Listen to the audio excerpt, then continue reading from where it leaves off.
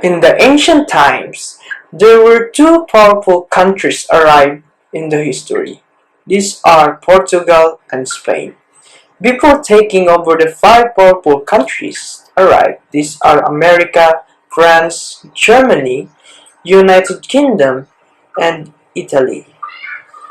People in the history believe that the world is flat, but there is one person who is not convinced of that belief. He is Ferdinand Magellan. Ferdinand Magellan wanted to prove the world is not flat, so Magellan talked to the king to approve to travel the world and find spice. My king, I want to travel around the world and find spices. But the king of Portugal declined the offer of Magellan. So Magellan go to the Spain. Magellan had thought to ask for help for the king of Spain. So Magellan was helped and the king gave the five ships. It was the Trinidad, Victoria, Santiago, Concepcion, and San Antonio. That's where Ferdinand Magellan expedition began. When they arrived in South of America, decision of the ships of San Antonio suddenly changed and decided to not continue their expedition. So San Antonio sailed back to Spain. The four ships continued their voyage. A few months of sailing the ocean, the group of Magellan found a fog-covered island on March 16, 1521. Obviously, Long March 18, 1521, Ferdinand Magellan arrived on island of Homonhon in Samar. When the native Filipinos saw Ferdinand Magellan's ships, they immediately went to the beach to meet him under the leadership of Raja Colombo and with his brother who also Raja. Magellan and Raja Mabon make friends together and barter the food and things. Humabon, however, is a rival of one of the ship of Mactan Island. He is Lapu-Lapu. Magellan decided to assassinate Lapu-Lapu because Lapu-Lapu would not recognize the superior of Spanish crown. So Magellan sent his man to fight against the ship of Mactan and his men. Magellan fervently believed that his members so superior of the natives. He allowed 49 crew to face against 1,500 natives. That he so confident that so refused the help of Raja Humabon. And Magellan asked him to watch the battle. So Magellan, realizing they know much of the native Filipino because he underestimated. So Magellan became dispirited. So he ordered to his son's crew to distract the native to burn houses. When the native Filipinos sees house burning, they row the greater the fury. Many of them charged them against Magellan troops and shot the Magellan right leg with the poison arrow. One of the men wandered Magellan left leg with the large cutler and received a large seminar. The cause of captain face down and the armed group on the Lapu-Lapu's iron and bamboo spears kill them all Spaniards. This story really begins in 1494, 2 years after Columbus's voyage in behalf of Spain. Columbus's discovery had prompted the Catholic Spanish ruler to turn to the Pope to preempt any claims by Portugal to the new land. The Pope resolved this dispute by drawing imaginary line on the world map. Spain had the right to claim territory west of the divide, and Portugal to the east. The Portugal and Spain agreed in these terms, in what came to be called the Treaty of Tordesillas. At the time, these nations have their eyes on the same prize, trade routes to the Spice Islands in today's Indonesia. The spices found there, which were used as seasonings, food preservatives, were worth for many times their weight in gold. But because of Portugal's control over eastern sea routes, Spain's only viable option is to sail west. So when the Portuguese defector named Ferdinand Magellan claimed that the westward route to the Spice Island existed, King Charles made him captain of the Spanish Armada and gave him all the resources he would need.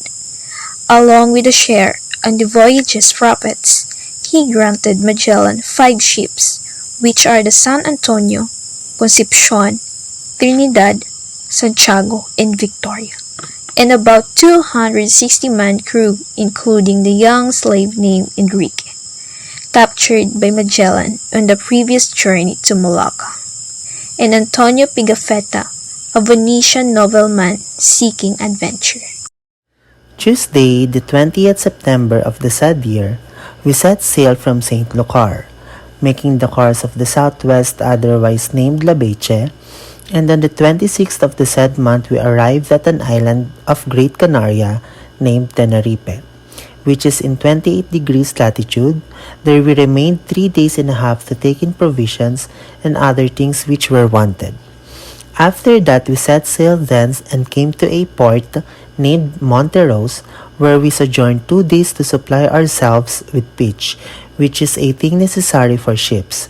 It is to be known that among the other isles, which are the Great Canaria, there is one where not a drop of water is to be found proceeding from a fountain of a river, only once a day at the hour of midday. There descends a cloud from the sky which envelopes a large tree which is in the island, and it falls upon the leaves of a great abundance of water distills from leaves, so that at the foot of the tree there is so large quantity of water that it seems as if there was a running water. The men who inhabit this place are satisfied with this, also the animals, both domestic and wild, drink of it. At dawn on Saturday, March 16, 1521, we came upon a highland at a distance of 300 leagues from the islands of Ladroni, an island named Summer. The following day, the Captain General decided to land on another island, which was uninhabited and lay to the right of the above-mentioned island, in order to be more secure and to get water and have some rest. He had 2 tents set up on the shore for the sick and had a sow killed for them. On Monday afternoon, March 18, we saw a boat coming toward us with 9 men in it. Therefore, the Captain General ordered that no one should move or say a word without his permission.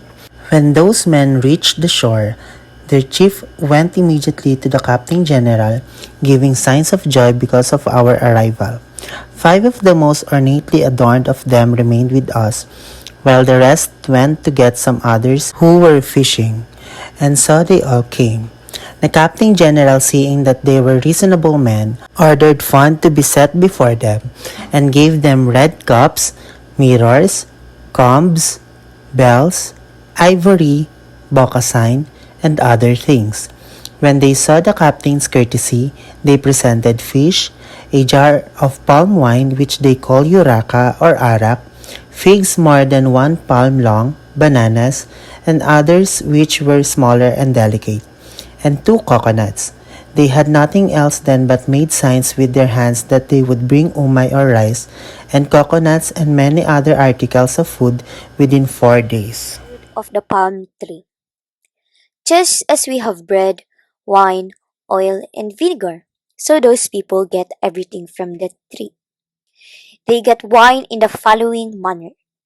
They bore a hole into the heart of the said palm at the top called palmito, from which distills a liquor which resembles white mist.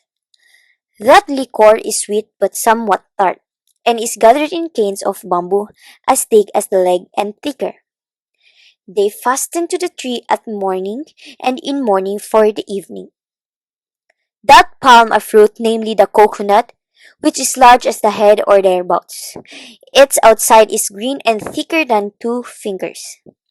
Certain filaments are found in the husk, when is made cord of binding together their bones. Under that husk there is a hard shell, much thicker than the shell of the walnut, which they burn and make them from that is useful to them. Under that shell, there is a white marrowy substance 1 in thickness, which they eat fresh meat and fish as we do bread. And it has a taste resembling the almond. It could be dried and made into bread. There is a clear, sweet water in the middle of refreshing. When that water stands for a while after having been collected, it congeals and becomes like an apple. When the native wish to make oil, they take that coconut and allow the marrowy substance and the water to become like oil like butter. When wish to make a vinegar, they allow only the water putrefy, and then place it in the sun and a vinegar results that made from white wine. Milk can also be made from it, for we made some. We scrape that marrowy substance and then mix the scraping with its own water and so obtain like goat's milk. Those palms resemble date palms, but although not smooth, they are less nutty than the latter. A family of 10 persons can be supported on 2 trees by utilizing one of them during 1 week and the other during the other 8 days for the wine. For if they did otherwise, the trees would dry up, they last a century. Those people became familiar with us. They told us many things. Their names and those some of the islands that could be seen from that place. Their own island was called Suluan. We took great pleasure with them, for they were very pleasant and conversable. In order to show them greater honor, the Captain General took them to his ship and showed them all his merchandise, like cloves, cinnamon, pepper, ginger, nutmeg, and gold and all things in the ship. They exhibit great fear, and they tried to jump out of the ship. When they were about to retire, they looped their lead very neatly and gracefully, saying that they would return according to their promise.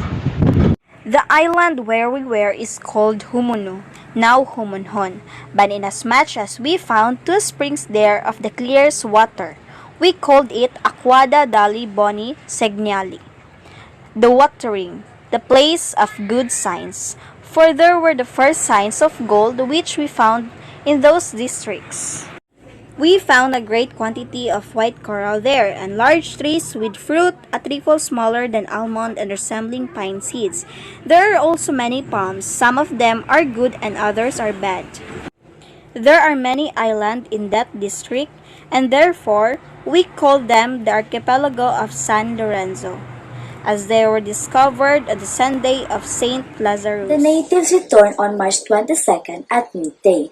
They were in 2 boats this time, and they had purchased food items that they had promised, such as 2 coconuts, sweet oranges, a jar of palm wine, and a cup, to demonstrate that they were full in the area. Their senior was an elderly gentleman who had a tattoo. He was wearing 2 gold earrings, and the others wore many gold armlets on their arms and kerchiefs around their heads.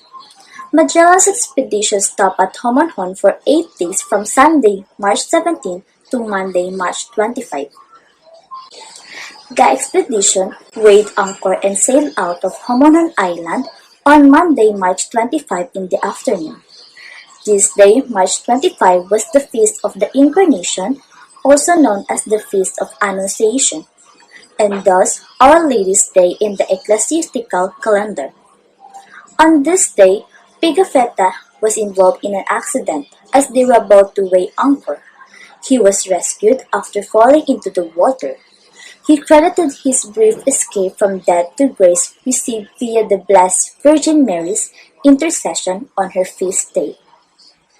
After leaving Homonhon, the expedition traveled to 4 islands, which is the Sanalo, Hiyonanghan, Ibuson, and Abayan. On Thursday morning, March 28, as they had seen afar on an island the night before, they anchored near it.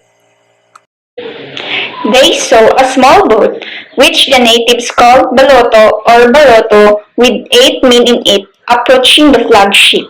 A slave belonging to the Captain General, who was a native of Zamatra or Sumatra, which was formerly called Taprobana, spoke to them.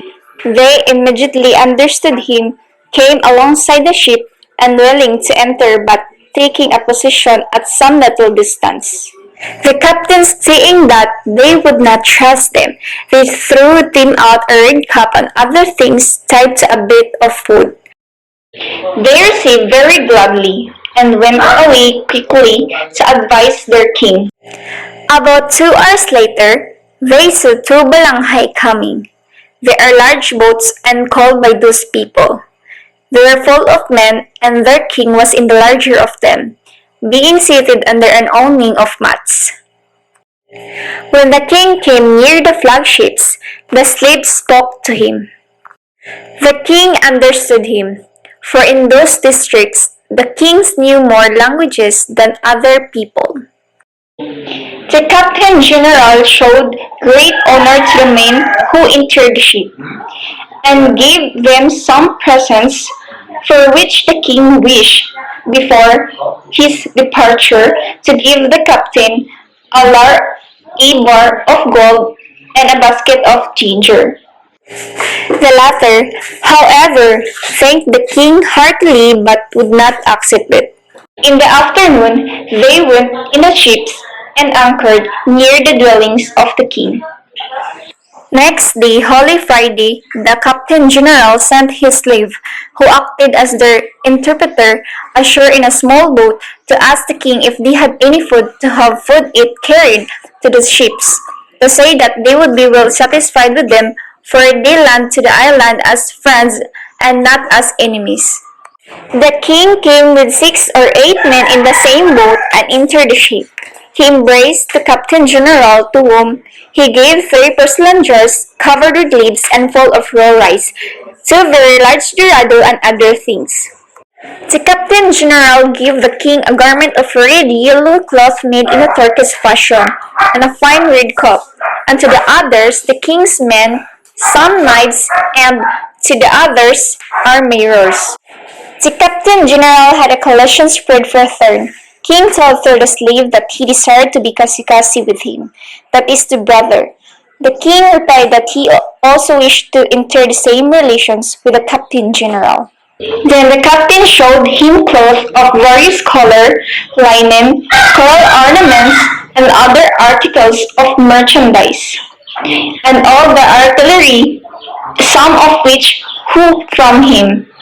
Whereat the natives were greatly Then frightened. the Captain General had a man armed as a soldier, and placed him in the midst of the 3 men armed with the swords and daggers, who struck him all parts of the body. Thereby was the king rendered almost speechless. The Captain General told him through the slaves that one of those armed men was worth 100 of his own men. The Captain General said that he had 200, and each ship were armed in that manner. He showed the king and bucklers, and had a review made for him. Then he led the king to the deck of the ship, that is located above at the stern, and had his chart and compass route. He told the king through the interpreter how he had found the strait in order to voyage thither, and how many months he had been without seeing land. Whereat the king was astonished. Lastly he told the king that he would like, if it were pleasing him, to send 2 of his men with him, so that he make them some of his things. The king replied that he was agreeable. When I reached shore, the king raised his hands towards the sky, and then turned toward us too, did the same toward him as did all the others.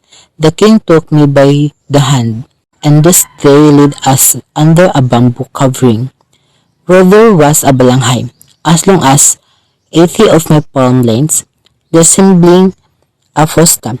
We sat down upon the stern of that balanghay. The king men stood about us in a circle with swords and daggers, spears, and bucklers. The king had a plate of pork brought in and large jar filled with wine. At every mouthful we drank a cup of wine. The king's cup was always kept covered and no one else drank from it. We ate with such ceremonies and with other signs of friendship. I ate meat on Holy Friday. I wrote down the names of many things in their language. We ate with the same signs and ceremonies, after which we went to the palace of the king, which was built like a hayloft and was touched with fig and palm leaves. The palace it was built that the king up high from the crown on the huge post of wood, and it was to ascend to it by the means of ladders, to sit down there with our legs drawn up like a tailor's.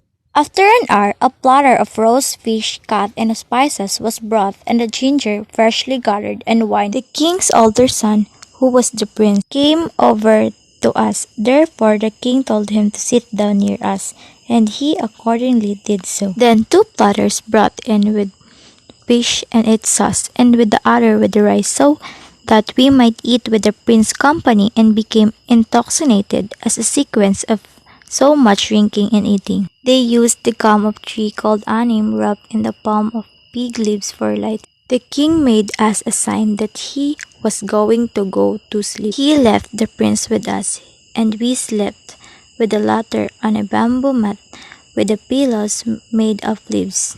When the day dawned, the king came and took me by the hand, and in the manner we went to where we had a supper in order to partake of refreshment. But the boat came to get us. Before we left, the king kissed our hands with a great joy, and he is one of his brother, the king of another island, and the three men came with us. The captain general kept him to dine with us and give him many things. Pieces of gold of the size of walnuts and eggs are found by shifting the earth in the island of that king whom I led to our ships. The dishes of that king are of gold and also some portion of his house, as we were told by that king himself. The name of the first king is Raya Kolambu and the second is Raya Siawi. Early on the morning of Sunday, the last of March and Easter Day, the Captain General sent the priest with some men to prepare the place where Mass was to be said, together with the interpreter to tell the king that we were not going to the land in order to dine with him, but to say Mass. Therefore, the king sent us 2 swine that he had killed. Before the commencement of that Mass, the captain sprinkled the entire bodies of the 2 kings with mask water. In such time, the general captain arranged a fencing tournament which benefits to anybody. The one who could own those tokens can easily cross from the one place to another. Though they might be captured, but if they present those tokens, they were released freely and their property are safe. The general captain asked to the 2 kings that if they have God who worship with, and then they answer and put their hands up and look up the sky. They praise Abba as their God.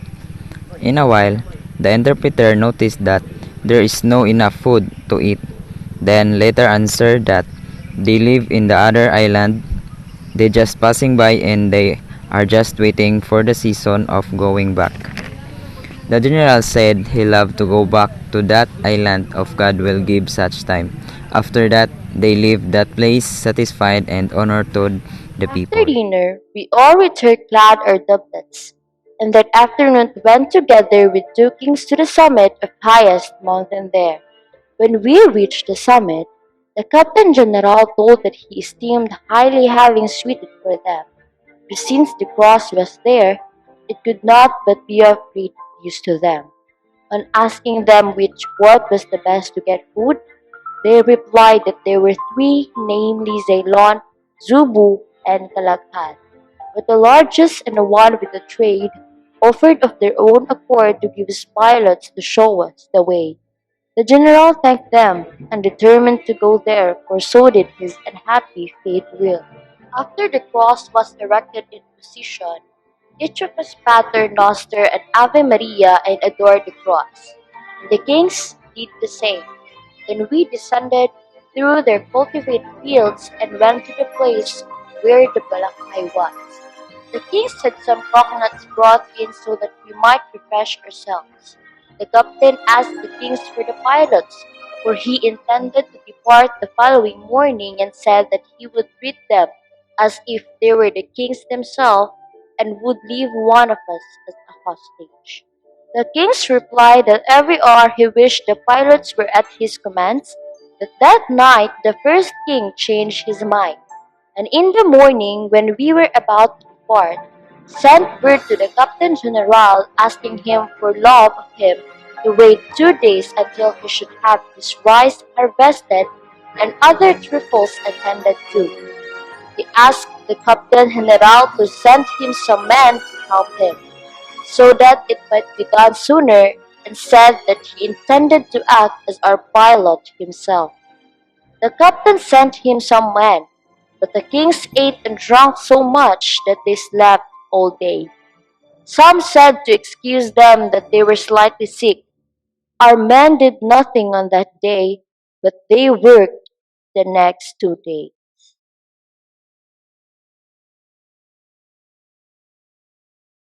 One of those people brought us aboard a porringer full of rice and also 8 or 10 figs fastened together to barter them for a knife which at the most was worth their quattrini.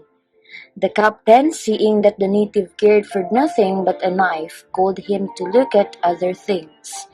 He put his hand in his purse and wished to give him 1 real for those things, but the native refused it. The captain showed him a ducat, but he would not accept that either. Finally, the captain tried to give him a doffioni worth 2 ducats, but he would take nothing but a knife, and accordingly the captain had one given to him. When one of our men went ashore for water, one of those people wanted to give him a pointed crown of massive gold, of the size of a colonna, for the 6 strings of glass beads, but the captain refused to let him barter, so that the natives should learn at the very beginning that we prized our merchandise more than People are heathens, and go naked and painted. They wear a piece of cloth woven from a tree about their pelvis. They are very heavy drinkers.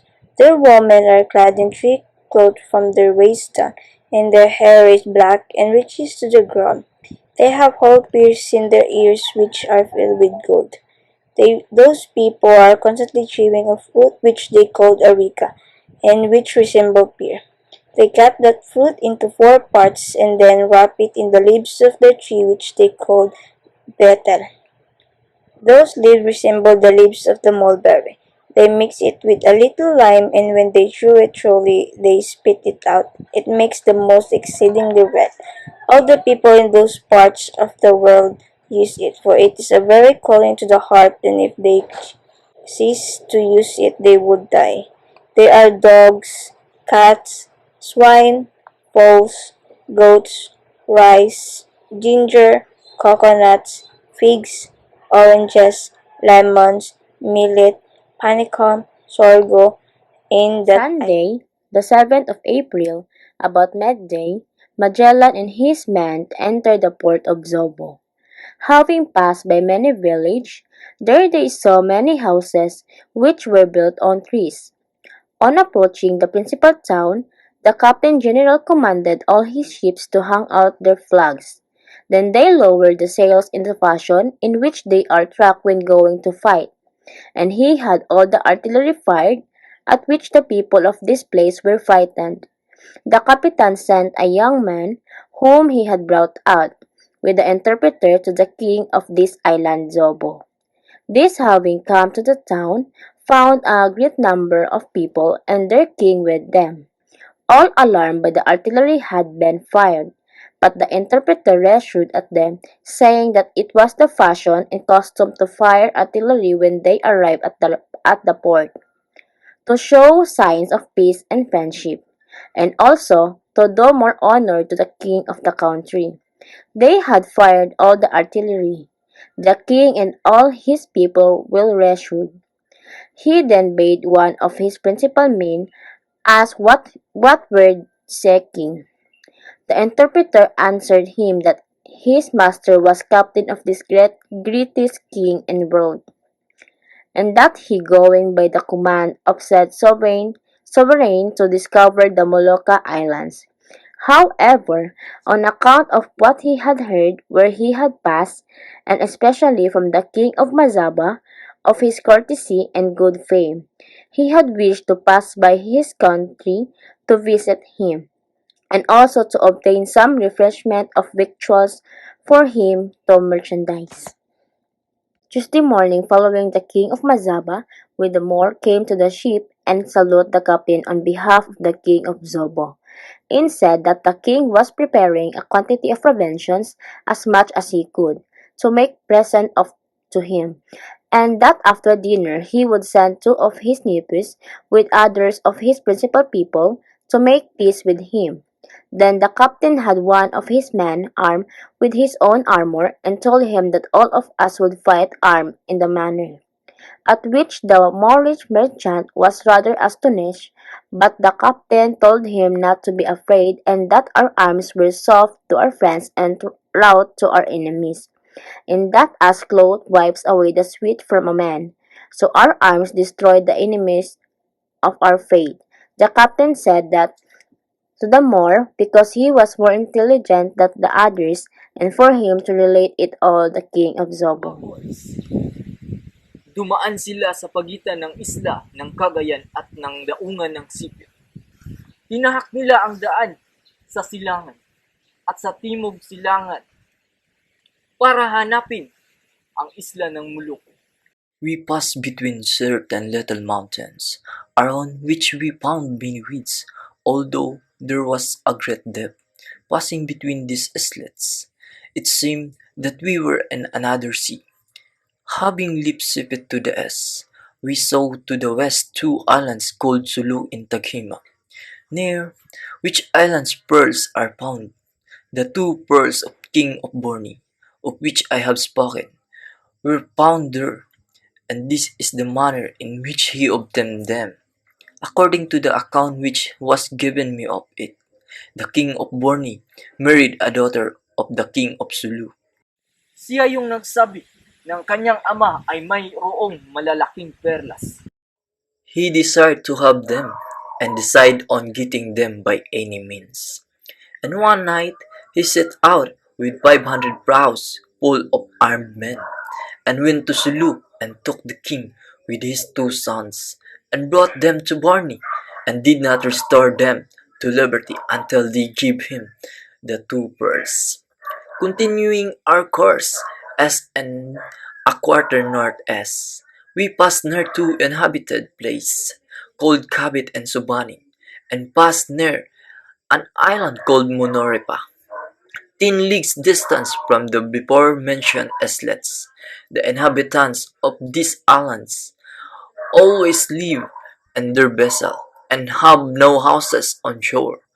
In these two districts, Kabit and Subanin, which are situated in the same island as that and Calagan, the best cinnamon of any grows. If we could have remained here only, we could have laden the ship with it. But we did not wish to lose time, but to profit by wind, for we had to double a cape and some islets which were around it. Wherefore, under sail, we made a little barter, and obtained 17 pounds of cinnamon for the two big knives, which we had taken from the governor of Pulaon. Having seen the cinnamon tree, I can give some description of it. It is a small tree, not more than 3 or 4 cubits height, and of the thickness of a man's finger, and it has not got more than 3 or 4 little branches. Its lip is like of the laurel. The cinnamon for us, which to us it is a bark, which is gathered twice in the year. Its wood and leaves, when they are and have the taste and pour of the bark itself. Here, it is called Kain Mana, since Kain means wood and Mana means wind. Having the set of ahead of the ship to northeast, we made for a lodge in city called Maguindanao, in the same island, in which are both one and Calagan, in order to get prices and information Following this course, we took position of Begneday, a vessel to Praho and obliged to have recourse to force and violence. We killed 7 out of 18 men who formed the crew. These men were better made and more robust than all those we had seen at Hero. And they were all chief of men of Mindanao. There was among them brother of the king, who said that he will know where Malocos was. Afterwards, following his indication, we left the northeast course, which we held, and took a southeast course. We were then in 67 in latitude and 30 leagues distance from Cavite. Making for the southeast, we found 4 islands named Sibuko, Berabambatolak, Sarangani, and Kandigar. Saturday, the 26th of October, about nightfall wells, coasting the island of Verabaham Batolo, We met with a very great storm. before which we lowered all our sails and bathed ourselves to prayer. Then our 3 saints appeared upon the mast and dispelled the darkness. Saint Elmo stood for more than 2 hours at the mainmast held like flame. Saint Nicholas at the head of the fourth mast, and Saint Clara on the mizzenmast. In gratitude for their assistance, he promised a share to each of the saints, and we gave to each an At last, when it pleased heaven, on the Saturday, the 6th of September of the year 1522, we entered the Bay of San Locar and 60 of men who composed our crew when we left Malacca. We were reduced to only 18, and this for the most part sake of the others. Some died of hunger, some had run away at the island of Timor, and some had been condemned to death for their crimes. From the day when we left this Bay of San Locar until our return thither, we reckoned that we had run more than 14,460 leagues, and we had completed going round the earth from east to west. Monday, the 8th of September, we cast anchor near the mall of Seville, and discharged all artillery. Tuesday, we all went in shirts and barefoot, with a taper in our hands to visit the shrines of Saint Maria of Victory and of Saint Maria de Antigua. Then, leaving Seville, I went to Valladolid, where I presented to His Sacred Majesty Don Carlos neither gold nor silver, but things much more precious in the eyes of so great a sovereign.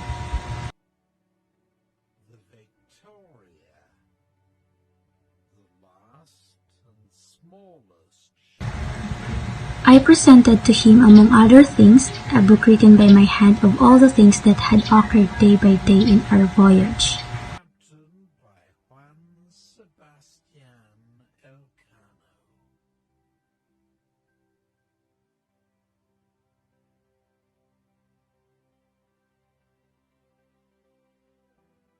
Crossing the Indian Ocean, it took 9 weeks of battling headwinds before they could round the Cape of Good Hope. The men began to starve once more. 21 died before they found fresh provisions at Cape Verde. I departed thence as I was best able, and went to Portugal, and related to King John the things which I had seen. September 1522. Returning through Spain, I came to where I presented a few things from the other hemisphere to Madame the Regent. Mother Most Christian King Don Francis. Afterwards, I turned towards Italy, where I established forever my abode, and devoted my leisure and vigils to very illustrious and noble lord Philip de Villiers Leslie-Adam, the very worthy Grand Master of Rhodes.